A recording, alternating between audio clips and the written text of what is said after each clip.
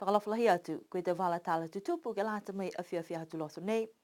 Koe tau akau, tau pupu me whalu men ke lea kua lauia i a takatai motu, koe whalua mena nei kua lahi e ngā hua me kumikumi ki ai e whahi takatai motu he whahi tapu nei.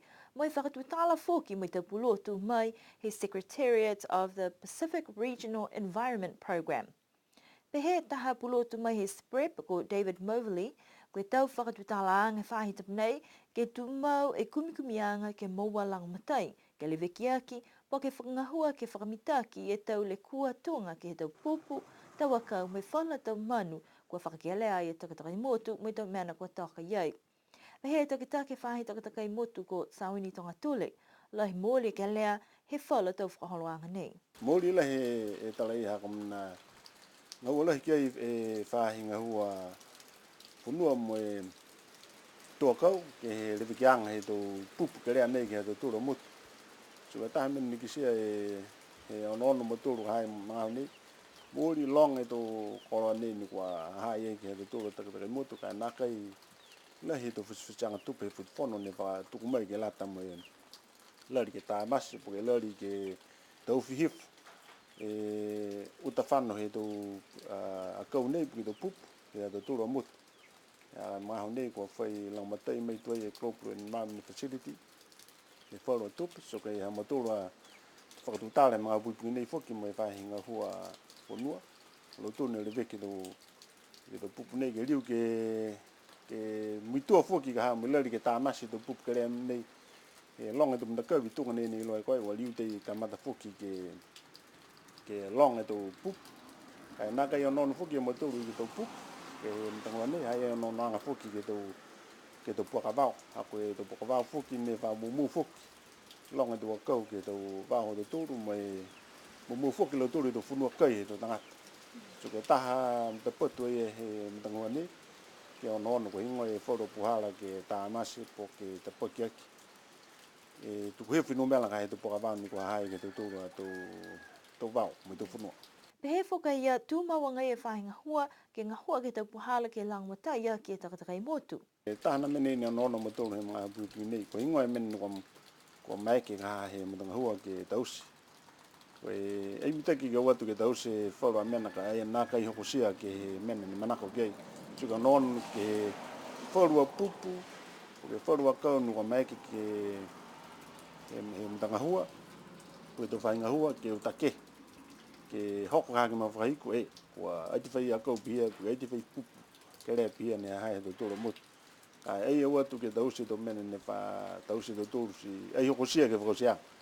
Ninga tausi taha mena kua maeki ke tausi, ke kisia ma whahiko e, kua utakehi tō pupu ne, po ke tō akau ne hea tō tōra motu.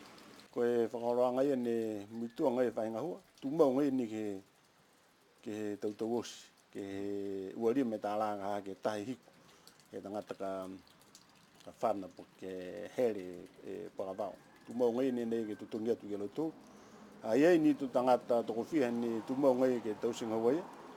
Ka e lewhi ki lunga he matanga hua nei, ai au nonoanga he matanga hua ke onono ke tō wharua puhala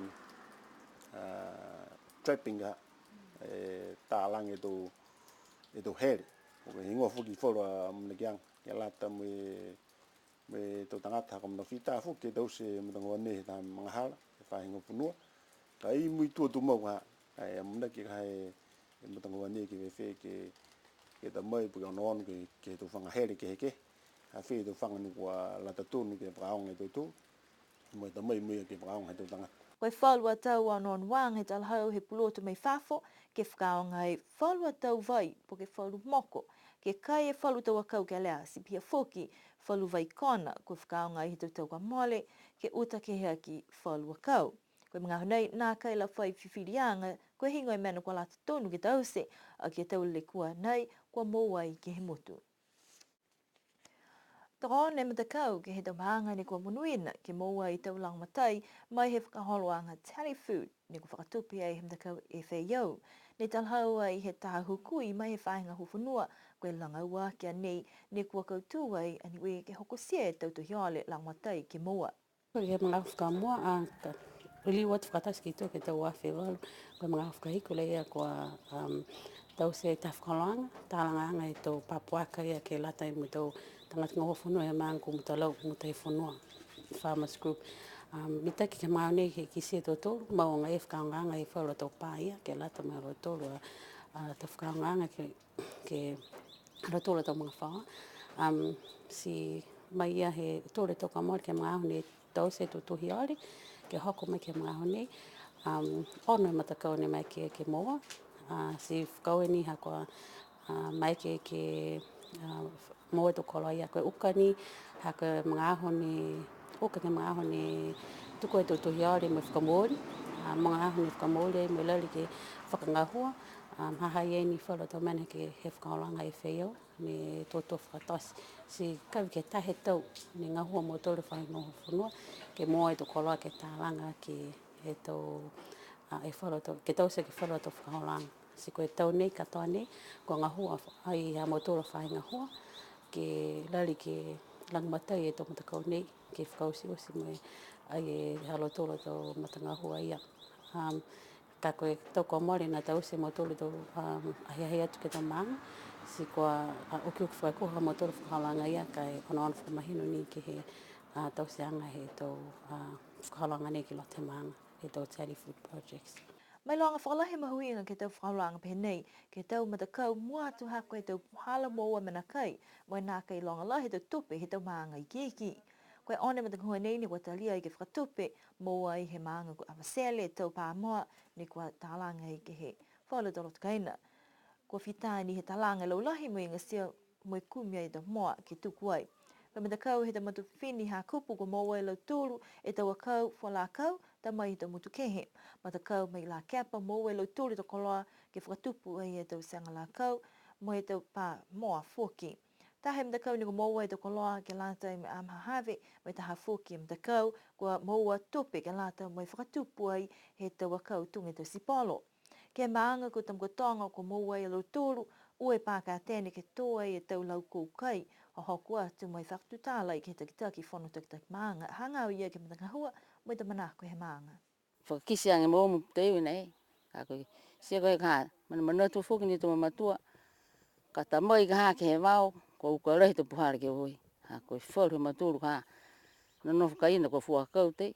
Si ka mnaki ta mai usi ke he wau, he te lehau me he tamanga whaoa. Tunga e ka hani si mua. Ai o mai, ai malolo ke o mai. Kai tōtai whakaue ke he maanga maturu. Mea maturu matua ke puri hako ia ka hani malolo ke ta mai. Na nei ke whakakisi maanga maturu. Ke toi tō roku nei, tunga ia ni le mua ka matua whine nei. Whine tu dumau ke makesi whakatau mai tō roku ui mdo Niuean. Si manu tu lhoi au hako ilangone tāre ia ka whaikātene. Si whanu whiawhia ke whakamore tupe hako. Ka kuau ke tangata ngōwhunua. Aia, si whamalolo lhoi au me ute au whakaloanga nei, langa ue whakamatare au ke maanga hako. Whakaloanga maturu. Pe au ke tau tangata hako, tangata ka whia manako ke hake mai ki lungai. Ke toi ka tēne a taina. Te mai whai honsonui to sia ngākau ke tō whakapai maturu, me whakaako mai maturu ke toi tō akau. Tō whangākau ke ke. Kai no nofi whane toi ke hifo ke kai nā hura. Si tunga ni lo e mua kai tangata. Whiri manatu koe whānu ke nā kai. Si pehe haka manatu. Linga koe tō tangata bia lata ni ngā whiawhia ni ke kai, ka e whiawhia ke ngā hua. Si tau se matore pai, hoko mai ni e ofisa ngā hua alana mena. Si tau se pe, whakakise mai. Ai longa lohi kai tō akau. Tunga ni lo e mua ko vehe ua tu e ka tene. Si o tunga be ka ko. Uta te ta vale ke hula ta mai ke maturu. E tō tahi mita ke wholoanga e, mana tu au ke whane ke tō tangata e mutu. Ke tau si tau ka tene behe ke tō maanga. Ke mina lohi ka haia ke ua whakamore tau tupi ke whanu tu mau ke makesi. Ke whanu ke whawhua koloa. Ka kua ka hoko tai mga aho. Si ai whitonga ke hau ke ta mai tau whua tō mātu ke tō rukum tō mena ke bia. Si he ngai mana ka tausi. Tō tahi mita ke wholoanga e hui au. Ki sia kua lahi mitaki he tau whakaruanga Charity Food ke lata mo i tau puhala moa kai ke ua toa lahi e tau tangata ke tau koloa ta mai. Kai pehe mai whahinga whanua kua tauwhi whakakua e whakaruanga nei ha kua kua i tau tupe mtakau e whai au kai nā kai pehe mena ia tau whakausi hena ia. A mana ki ke kumi langmatai atu fōki ke whalu matakau fōki ke mai ke langmatai e tau matangahua pehe nei e tau wahi mua. Ko e whahi tapu whakamua nei tau uki o ki aonga mai ki o ki sia, ko e whakahoko whala tau whakakuanga ke tau holoangi ki tua sea, ne kua whakamatapatua e himdakau Fuata Youth with a Mission. Tolo e aho ni ko tau se tau whakakuanga nei ke whehangai ai moi tau whanau ke iloa halutolo tau maamaanga, ke mui whakanganga, moi whakalaulahi ai halutolo tau loto matala, ke kei mo tau takitaki, hanuiha. La lafi atu ki ai, walu whakawhiawhia tungi tau whewa spote, ke kuhala atu whoki, walu tau whakakuanga. Ki sia whiawhia he tau whanau haku whamena ki tau se, ke mga halo ki oki mai tau aonga. Si talhawa ai he takitaki mta kau YWAM, koe taha onon wanga ki mua ke ki sia koe mai ke na kai, ke whakatū taha mta kau po ke ofisa halutoli niwe, ke mai ki whoki whala tau whanau Fuata, niwe ke ua atu ai me whetu whatu wha ki halutolo tau maamanga, hangau ia ke he mui whakanganga mui tua ki hatoa. Ko e whakatokaanga ka eke kua ua atua he te whakaluanga YWAM, ko e tōru e mahina he whakako to mai ke ua atu, ke whalu motu, ke ngahua, ka eke kua osi to mai ke te whanu Fuata ia, ke ua atu mai taki whalu tangata whoki. Ko e tau puhala nei ke whakako e te Fuata, ke taki e te mutakau, mo e whakapulu ai halo tōle tau lotu matala, nā kai ni ke te whakaluanga he lalulangi, ka piha whoki ke te mui whakanganga. Lahi whakau e halo tōru ha kua hohok mai ke motu, mo e lahi mtake e tau lewe kianga, he tau maanga, mo e tau tangata ki ai. Amana ki ai ke tukwhenaanga i ke mahina November, kai manako lahi, ke whakatū mau e tau matuta kianga, mo e tau Fuata he motu nei. Koe tau whewa laka pi tau amo ne whakausia i nea whiki paliasti, mo i ki se tau sampiani papaki ke whewa nei, mai he tau Niuean i Niusilani. La he tau manatu whakau e manawa, he tau mtakau ke he tau whakatokatokaanga, ke whaiwhetok pe he nei he motu silahi whoki e whiawhia halu tōlu kua hoko mai ke he motu pe he President he mtakau laka pi tau amo he motu ko Stan Kalauni ke he hana tau whamatalanga ke tūwha palepale ni po, whiawhia mo i tau manatu whakau e lahi ke tau whanau kua ua atu ki pele, kai mua atu ki alu tōru e mtakau kua umai papaki, ko e tau pele kua lahi mtaki me makaka whoki alu tōru silahi whiawhia ke kise e tau atu hau tupuhake. Pe he whalu tau whanau pele he matakau he Niuean Niusilani, kua lata ke whai whakaluanga pe he nei tau osi, ke asiha ke tau whewa nei he motu, ha kua ki sea whoki makaka he atu hau tupuhake. Ko e whakatoa he tau whakaluanga ke he whetoko laka pita wa amo, ko ia mai Niusilani kua mua atu, e mtaki tau pele kua Jason Tōmai, ko ia whoki mai Niusilani tama whakaako mai mtaki lahi e pele kua Kenneth Tahovaka. Ko lau tōle tau whanau whiwhine kua mitaki lahi e tau pele kua Jackie Tālangi, mo Rhonda Tongipau. Ko e tau whanau he motu ko ia e tamtaane ko makaka lahi ko Autala Votupu Iliu, ko e tama whiwhine ko Oveta Pearson, ko ia e Fuata Muine Malikisi hake e Iloilo ke he pele ko Jeconiah Okesene, ko ia e tam whiwhine ko Gemma Paka, ko ia ni mitaki lahi he puhala ko Hue Ola ko Autala Votupu Iliu, ko ia ne tose lahi ko Petaia Ainuu, ko ia ne mutua lahi ko Mike Diwaanga mai Niusilani. Ko e tutuanga he tau mtakau tua niwe Niusilani tu ua e mtakau taane he mtakau hukuiha niwe tu ua whoki e mtakau lafilafi hukuiha niwe tu tōru e mtakau halofi ke mtakau taane tu tōru atuapa ke mtakau lafilafi. Whiawhia lai whakalau tōru kwa mai ke whalu ke o mai whakamua lai anei ki niwe mai whalewea whoki mai halau tōru tau mawhawa mai tau maanga kwa tutupu mai e tau mamatua iai.